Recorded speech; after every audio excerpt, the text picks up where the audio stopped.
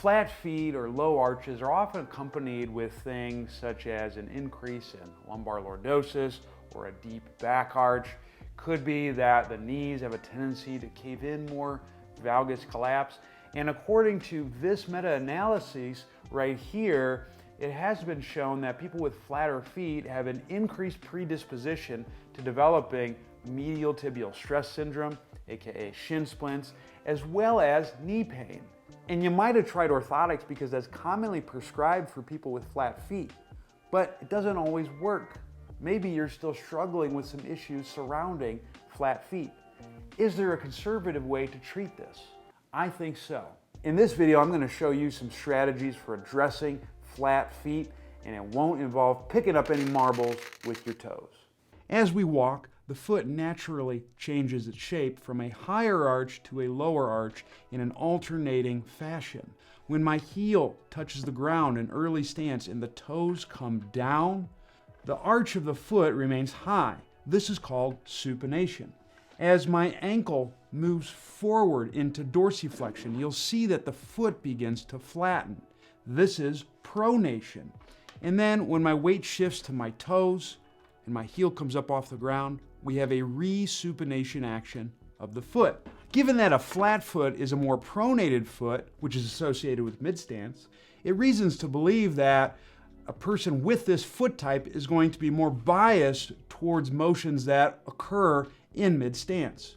What I mean by that is when I'm in mid-stance, my leg is putting force into the ground and we see internal rotation happening through the extremity. This action creates sacral nutation and helps the pelvic floor ascend.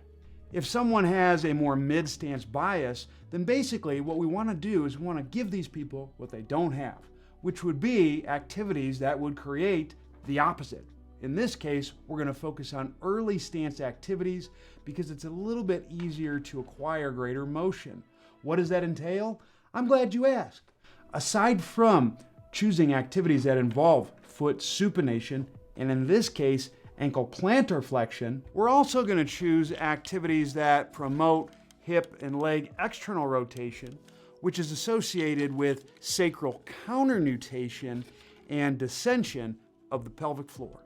The easiest way to make any exercise elicit this early stance bias is by adding a ramp. When you add a ramp, what happens is you take the ground and you basically tilt it into a direction that increases the arch height and promotes ankle plantar flexion.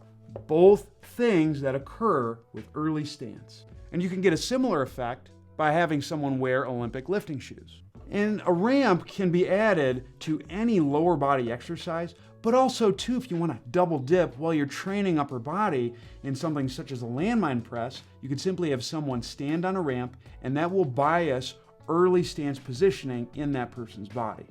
And if you want to get into specific exercises, you might be looking at things where I'm creating more vertical pelvic displacement, such as squatting, higher depth split squats.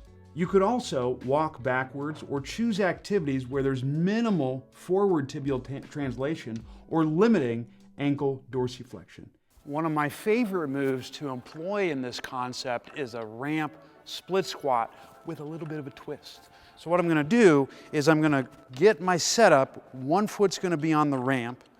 And when I've got this foot on the ramp, I want to make sure that I'm contacting 2 points. I want the inside heel to have some weight into the ramp and then the base of the big toe. Now, as you're doing this, you want to make sure that you're not curling the toes, nor do you want to be lifting the toes up. You want those 2 points contacting the ground with the toes relaxed. Now, to really restore the arch height, I'm going to shift my body back a little bit, so I'm almost starting from a bit more of a negative shin angle than I typically would. If this is vertical and this is positive, this is the one time it's okay to be negative. So I'm going to be here like this. I got those 2 foot contacts. Exhale, reach your arms forward. Then you're going to inhale, take a knee. You're not going to go as low as you normally would. Exhale, come up, just like this. The other nice thing about working with a negative shin angle at the start, a little more than you typically would, is a lot of times people who have flat feet when they do the lunge or the split squat, they'll end up caving their knee in just like that. This helps minimize that because the range is a little shorter. Caveat, you don't want to start so far back that you can't keep those foot contacts. So I'm going to get inside heel, base of the big toe, walk it back just a little bit. Nice exhale and reach. Inhale, keep those foot contacts. Exhale, bring it up. We can also apply the negative shin angle concept with something even more dynamic or conditioning oriented, such as a backward sled drag. So what I'm going to do here is I got my TRX set up with a sled. I'm going to go soft knees and I'm going to lean back a little bit, more so than I might typically on a sled drag, so I can create that negative shin angle position, which is going to help me get the arch back. Now, as I do this, I want to still keep those foot contacts of the inner heel and the base of the big toe without my toes lifting up. So now that I'm here, what I'm going to do is I'm going to push from heel to toe on one side and then do the same thing on the other. And then as I'm doing this, I'm going to just really push through the feet, feel the quads, get torched. This concept can also apply to plyometrics. The way we utilize this is by moving backwards, but still using the ramp. So what I'm going to do here is I'm going to do a ramp retro bound. I'm going to put one foot on the ramp, and I'm going to get those same foot contacts at the start that I had in my previous moves. I'm going to start with a slight knee bend, nice and soft. I'm going to do a quick dip down, and I'm going to jump backwards. As I do the backwards jump, I'm going to land on the opposite leg. Now, keys with the landing is I want 1, whole foot contact, 2, slight knee bend, and 3, I want it to be silent. And ideally, I'm going to stick that landing.